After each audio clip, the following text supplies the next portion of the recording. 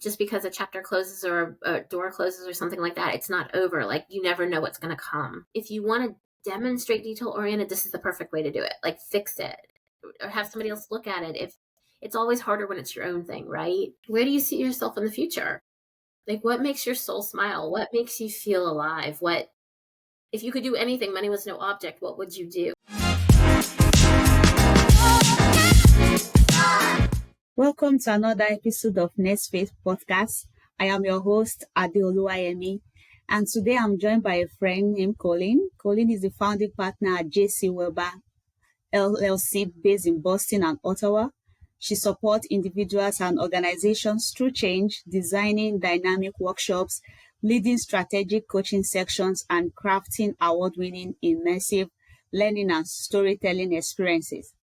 Colleen is passionate about helping individuals in transition take their next step, whether through career coaching, resume development, personal branding, or creating compelling web and social media content.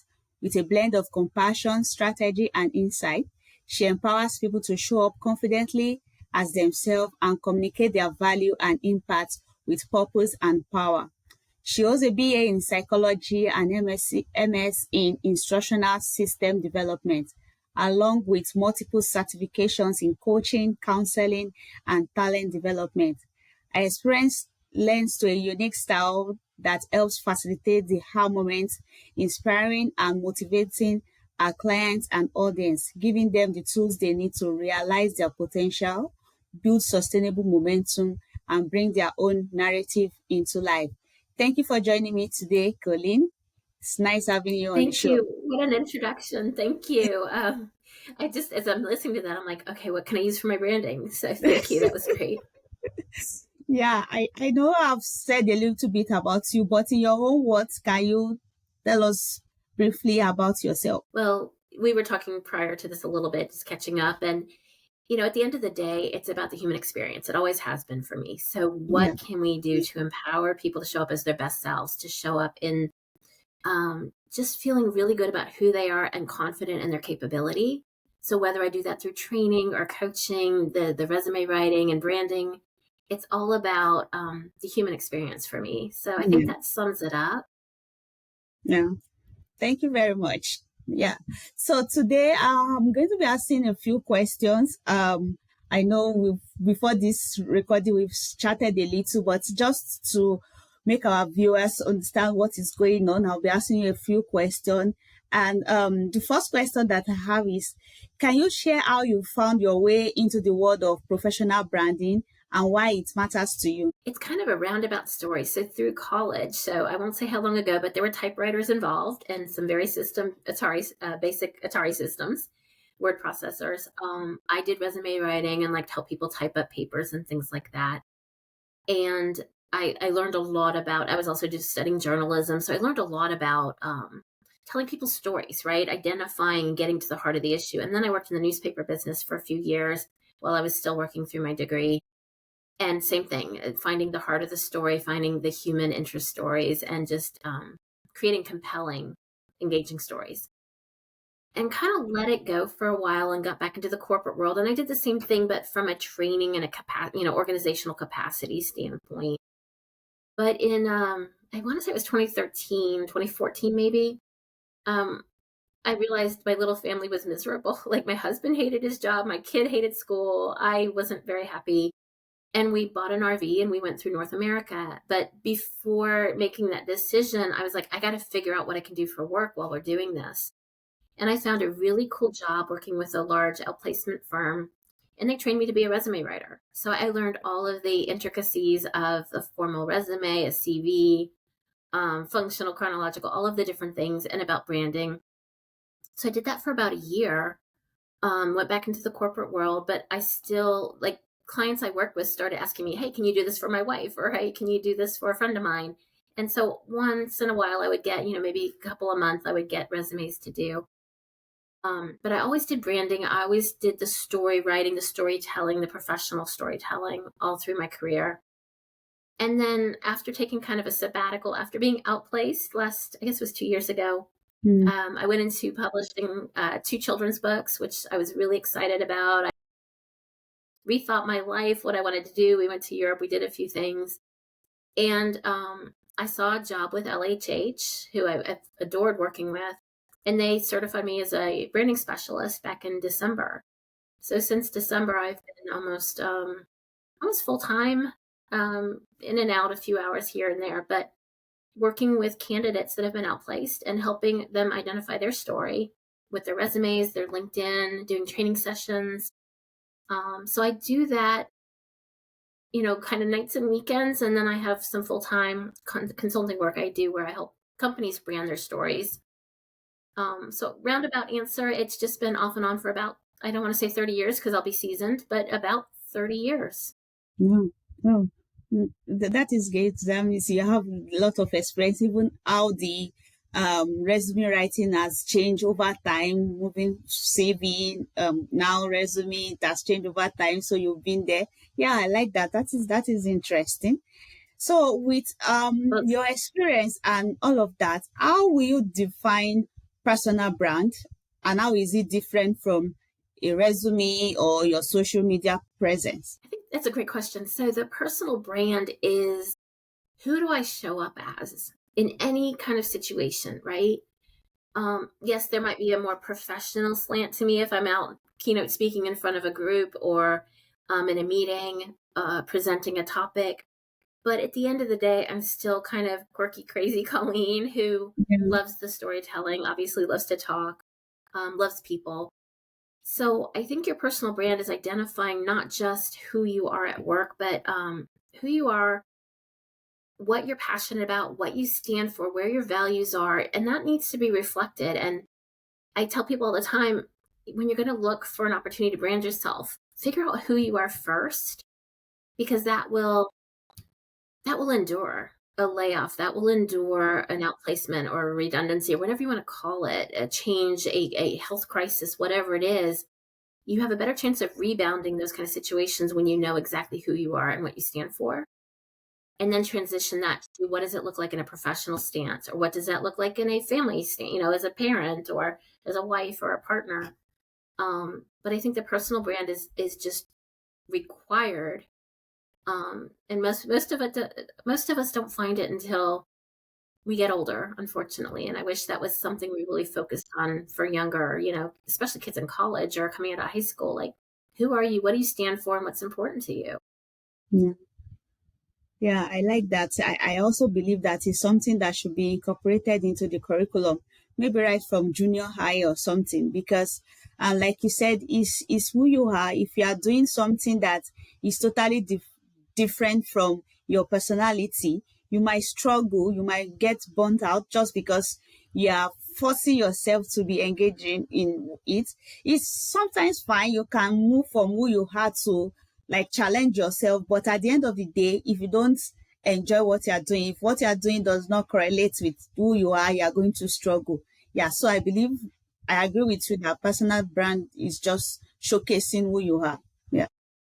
Yeah, you're right on. Like, the passion isn't there. I think my daughter or my kiddo tells me it's about masking, right? Like, you can get through it. And I think a lot of us were taught to get through it, but it's, we were going to talk about Drew, I think, at some point, but it's just fascinating to me when you find somebody's personal brand and you Mm, let them reflect that out to the world. They're yeah. unstoppable. It's just Exactly. beautiful. Mm, So, yeah, I agree with you. If we can start earlier, the better, because then we're not using other people to help us define our identity either. mm, I think about old relationships or friendships I had because I wanted to fit in and I tried to be more like them. mm. I just need to be me. Exactly. You have to be you. You were saying something about a story about Drew. Can you share more light on that? Sure. I don't, if you can incorporate the visual in this at some point, that would be fantastic. Okay. But one of the candidates I worked with, Drew, and his last name is Reeves. He goes by Andrew Reeves, Rives. I'm going to plug him shamelessly here.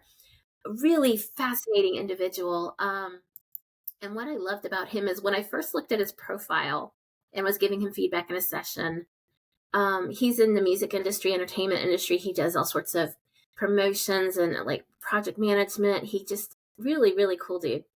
And when I looked at his profile pic, it was, somebody even said in the group, they're like, that's kind of scary. Like, you're not approachable. Who is this? This is not the guy we see on the call with us, because he was just endearing. And to see his profile pic, it was kind of like, if I were a recruiter looking for someone to source for this kind of role, I might just pass him right by because the personality, the vibe wasn't there, right? Yeah. And then I have this after picture of his profile after we kind of talked it through, and he's got this gorgeous picture of him smiling with a great city skyline, and he's got his language in there, his tagline, and it just makes you feel like, I want to get to know this guy. Mhm. So it's been fun because we promoted it and did a before and after kind of tip on LinkedIn for other job seekers, like really stand in your brand and don't try to be that corporate drone, have that corporate picture with a Yeah. suit and tie if it's not you. It's not I you. love that he's got this cool hat and sunglasses and a huge smile. Like, that's his brand. Yeah. So I love that. I love that because the society or maybe social media has made us to fit inside, like inside like a box. You just have to fit in. If you are taking your LinkedIn profile, it has to be like this. You have to suit up. You have to do this. But if that is not you, if that is not your brand, then there is no point. Find the picture have to be professional in a way, but it shouldn't have to be this like a standard. It shouldn't have to be the same thing for everybody. Yeah, I love that. no, we don't need the headshots that way. And you were talking about this before the call, we started recording, but I agree with you. Like, resumes are all starting to look the same, sound the same language, cross functional communicate, whatever it is, collaboration. You've got to differentiate. That's the only way you're going to make it in this job market right now. Is it's not that you're competing against other people, but you want to be memorable. And Yes. Drew did a really good job of being memorable. I don't know if you had a chance to look at it yet, but when you see it, it's like, oh, I will remember this. Yeah. Yeah, I like that point about being memorable because there are sometimes you might not even get the job, but if you create lasting memories and if something come up in the future, someone can just remember you and be like, oh, let's get in touch with this person that we've had a discussion with before. So that Exactly. is good. Be memorable. Yeah. Yeah. I think Yes. you posted something recently on LinkedIn. I saved it. And I'm not going to be able to quote it exactly, but it was something to the effect of, just because a chapter closes or a door closes or something like that, it's not over. Like, you never know what's going to come. Yes. And Yes. Yes. it's so true, right? Because maybe I didn't get accepted for this job, but maybe they knew of another job that's even better that they're going to refer me for. Yeah. So Yeah. we can't I've give seen up. it. That's I've seen optimism a is the case other like key, that right? too. Yeah. I've worked with a client like that didn't get the job just because it's not as if he didn't do well, but just that there was somebody that did better. And one person on the panel of interview just like contacted him that I have a friend that is in another organization and is looking for your skill. Are you interested? And they made the connection and that client got the other job. So I really like you saying that creating that memorable experience, not just that you don't get this job and that is end of it. Sometimes it can even be as sending a thank you message after the rejection email. That can also go a long way, right? Yeah. Agreed. Yeah. Completely. Okay. For job seekers or professionals in transition, what are the key elements of a compelling personal brand? I think, and it may be that, so I've been looking at generationally how this is viewed. And for the most part, people love the professional storytellers, the ones Mm, with the shared experience, the lived experience, the ones who can give meaning to the task or the responsibility or the work. Um, I think it's important that we continue to find a way to tell our stories. And people struggle with that. Not everybody is a storyteller. And some of us that are talk too much. So we need to get concise and get to the point, right? And I'm speaking for myself. Um, I'm not a huge AI proponent. And this, we talked about this too. Like, it's a tool, it's not a replacement.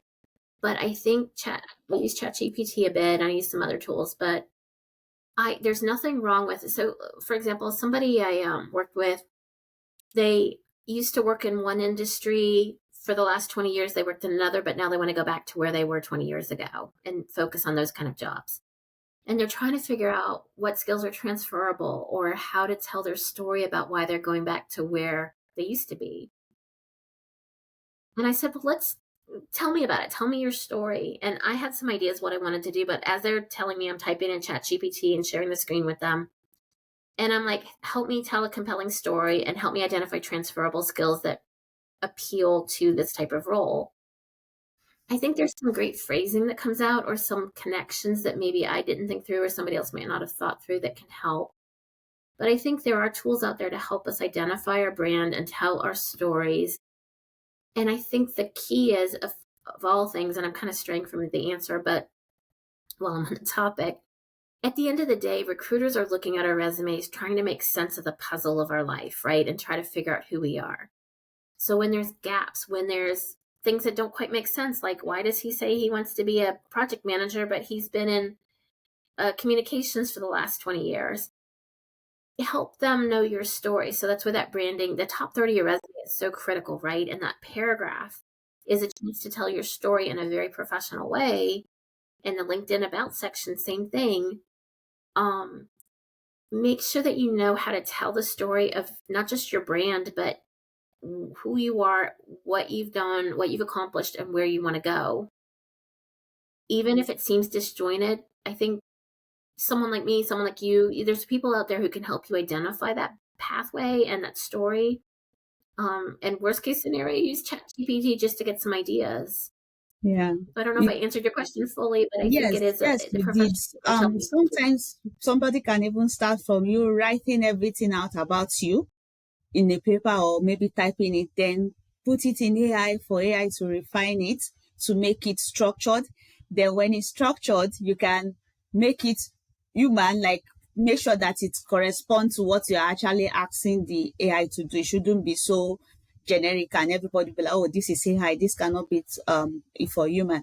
So writing it down yourself and using AI to structure it, I also believe that that is a good way of starting, of identifying those key elements and also tailoring it to whatever role you are using it for. Maybe you are applying for a job or you are doing a business or whatnot. Tailoring it to whatever you are doing. Exactly. No, I think that's great advice. It's just got to be a resource and not a replacement, because the more we replace what we do, the more that trend will carry on, and we don't want that to happen. So Yeah, yeah, exactly. Yeah. And what are some common branding mistakes you've seen professionals make? And what are ways in which they can fix those mistakes? I have a document I created called Pet Peeves when I'm doing resumes. So I might go through 30 to 50 resumes a week, and on a busy week. And there are things that um, there's like cognitive dissonance for me sometimes, because someone will say they're very detail oriented, yet the typos and the misspellings or Mm, the dates not being filled in, or the city being given but not the province or the state, or just little details that, okay, if you want to demonstrate detail oriented, this is the perfect way to do it. Like, fix it or have somebody else look at it. If it's always harder when it's your own thing, right? yeah, um you can, there's so many tools. It's within Word or within other apps, there's ways to check grammar and spelling. So I would say to anybody, if you're going to put detail oriented, or even if you're not, this is a representation of you. So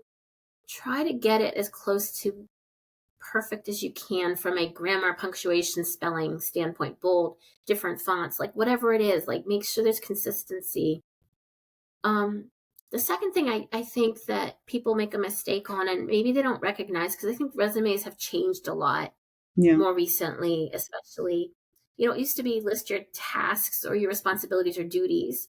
Now it's about the impact and the results. yeah, So I yeah. can say, as a project manager, I manage the full life cycle of XYZ for this company.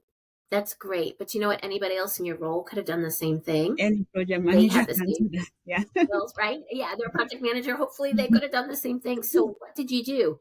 Did you shave off time? Did you save money? Did you manage multiple projects, take on additional responsibility? Like, talk to the value that you added back to the project, to the team, to the organization, not just the task and the duties. Yes. Because if you want to differentiate, you want to be memorable, start there. That would be the biggest thing people aren't doing that I see most consistently. And it doesn't matter. I was working with a group out of Quebec, Amazon. They closed the warehouse, and it can be they were working forklifts and they were working the systems and doing inventories and daily counts and whatever. But it's like, what was the impact of you doing that? Where did safety come into play? How were you different than every other individual that worked there? Yeah. Yeah. Um, and when you talk to people, and that's the thing, you have to talk to them and you have to get their stories so that you can say, well, that's amazing. That's fascinating. Let's make sure we pull that in. Yeah. So that's why I invite people. I'm like, send me your resume.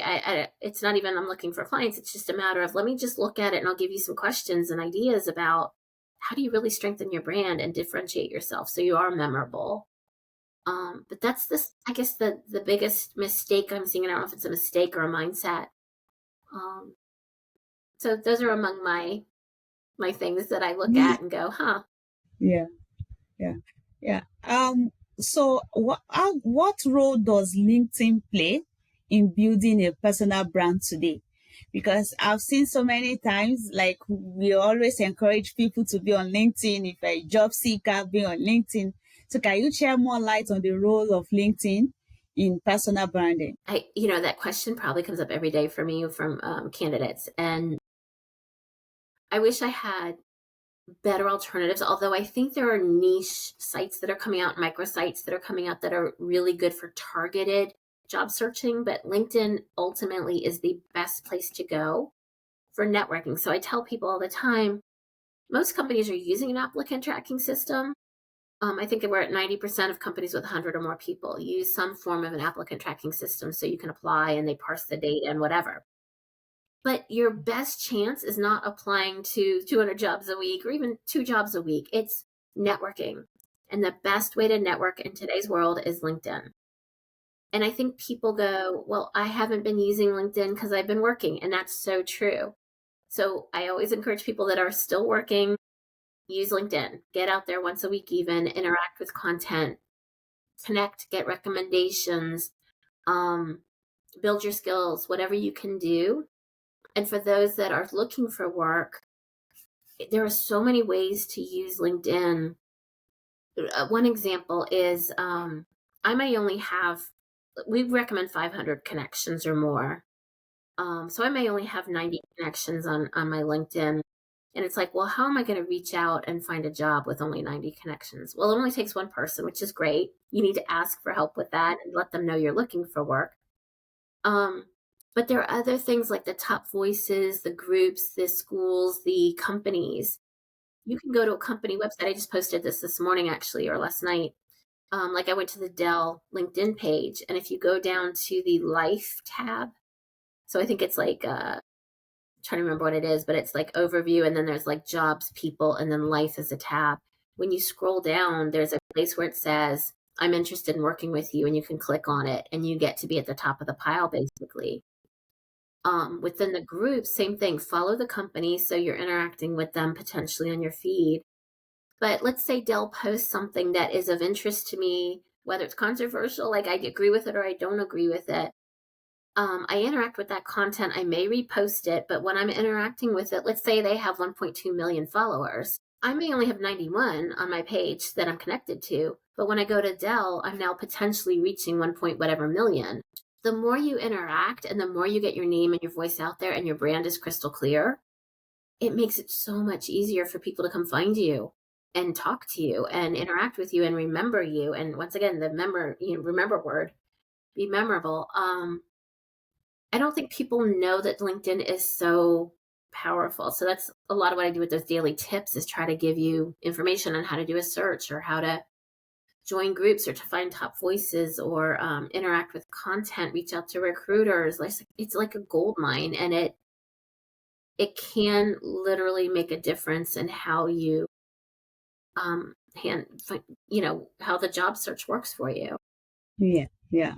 I think the last time I checked, we have about over 2 billion people on LinkedIn. So that means you are interacting with a lot of A lot people. of potential. Yes. Yeah.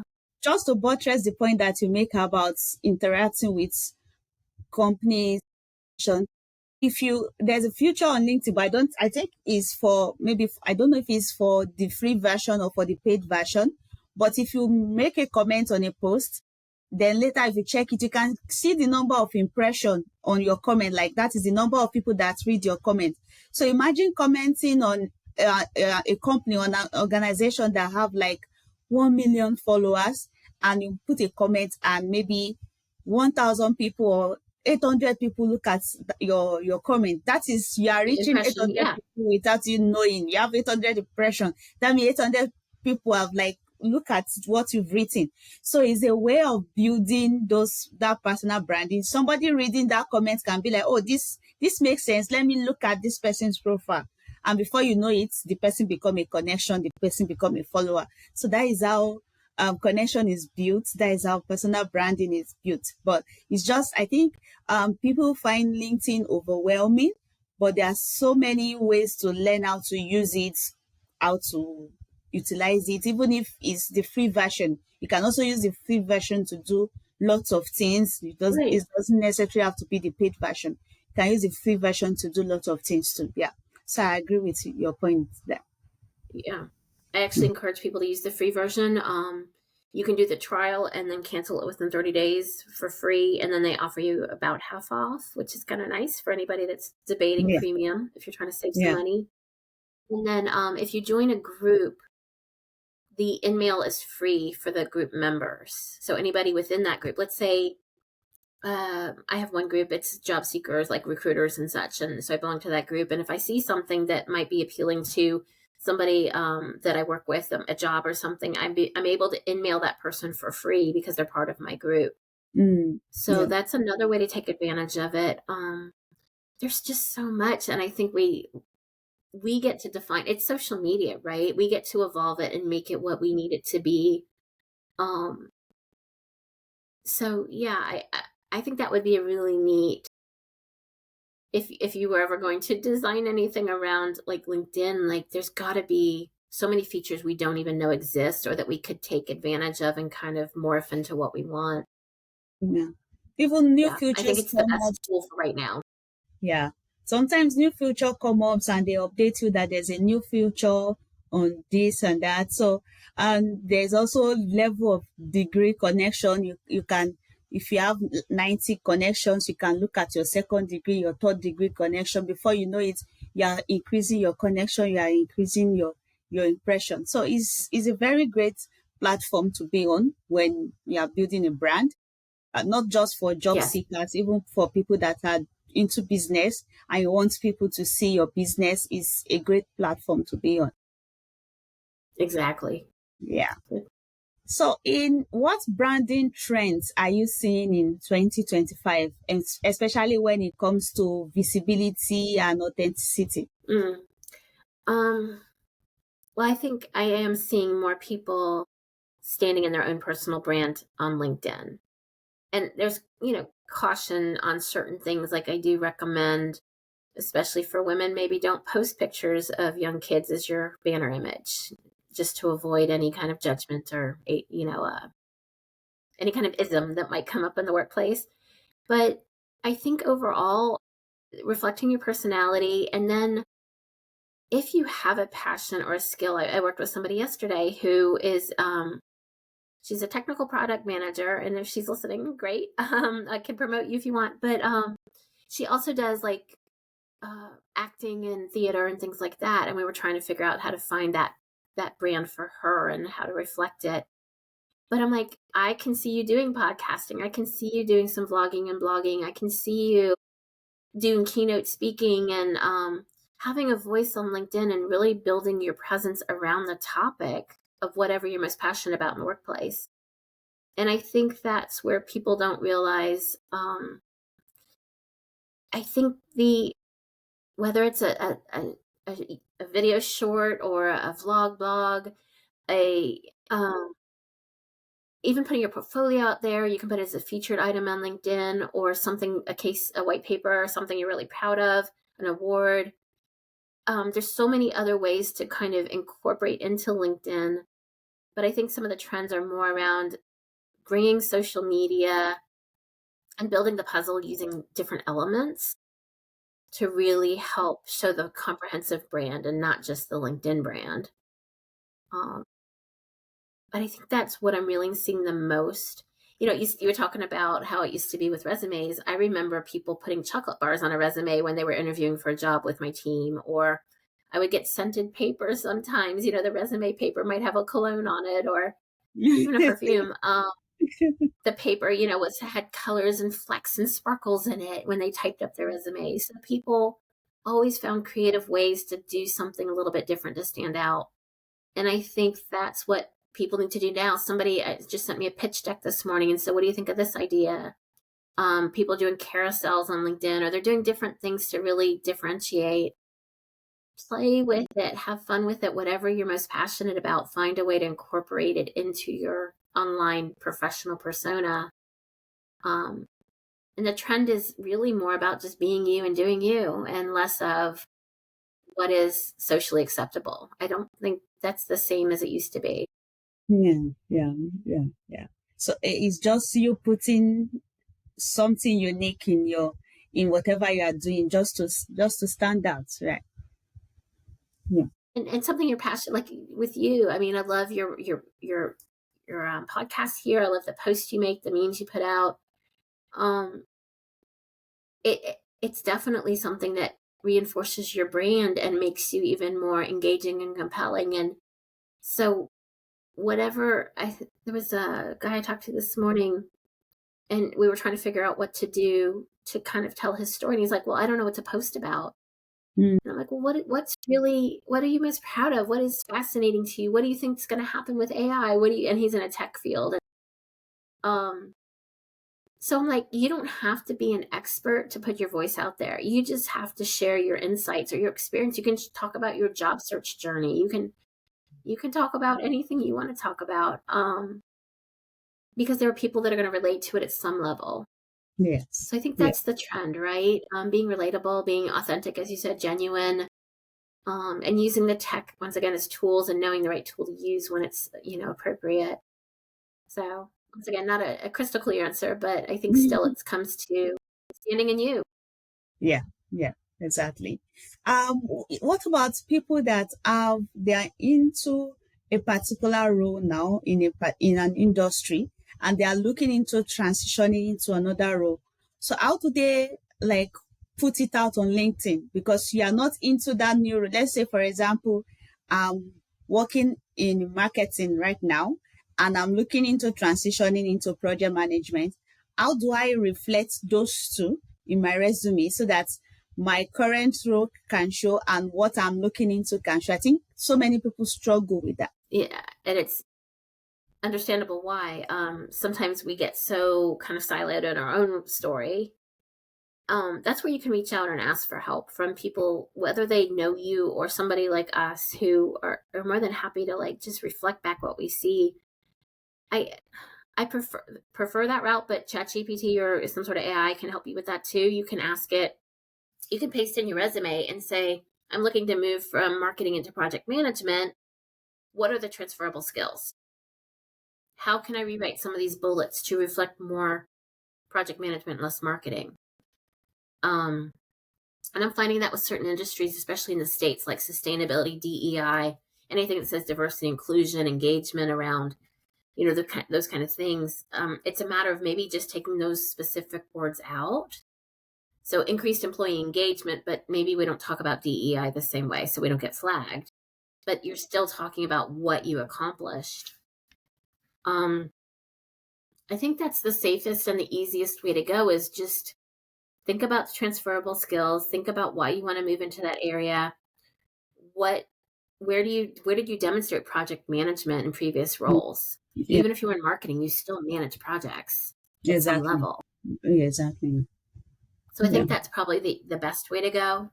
Um, yeah. What are your thoughts on that? I'm curious. Like, is there a better way to do this? Yeah, that is my thought too. Like the first thing is you first of all identifying your transferable skill, trying to understand in which industry you fit in better. There are project management in almost all industries. Are you tending towards IT? Are you tending towards non-profit, finance, whatever? So trying to identify how your marketing skills um the skills that you have in marketing is transferable into project management. You can use AI. You can also connect with people that are project management in the industry you are looking at to understand what they are doing and see how it relates to what you are doing too.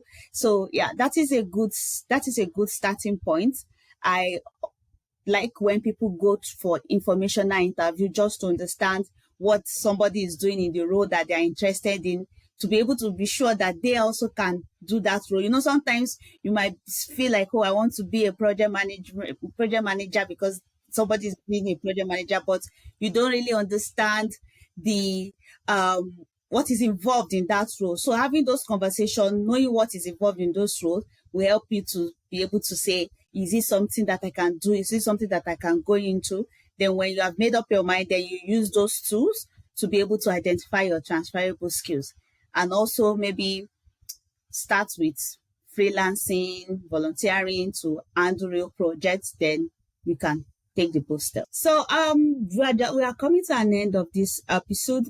Just on a final note, what advice will you give to somebody that is saying, I don't really have a brand? Where can they start from? And it's the question I keep asking, or it's one of two questions. It's, what are you most proud of that you've accomplished in the workplace or in life in general?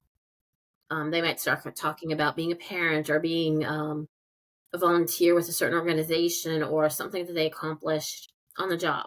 So I start there and I ask people, go ahead and kind of map that out for yourself. Like, think through, what are you most proud of? But also the question is, where do you see yourself in the future? Like, what makes your soul smile? What makes you feel alive? If you could do anything, money was no object, what would you do? And I know that we don't have that luxury sometimes, but at the same time, it really helps us identify kind of who we are and what we believe and what we want to do. I think too, ask for recommendations on LinkedIn from people you've worked with, from